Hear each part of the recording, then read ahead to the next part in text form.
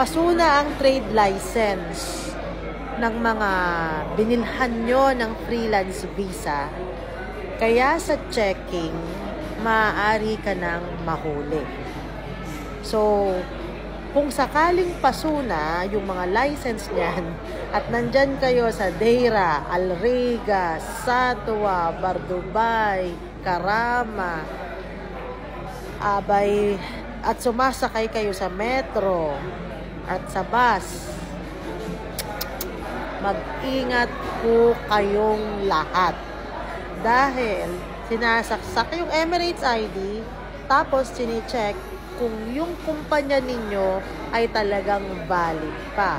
At dahil hindi yan na renew, hindi rin valid ang visa nyo, mga freelance visa. Maraming huli.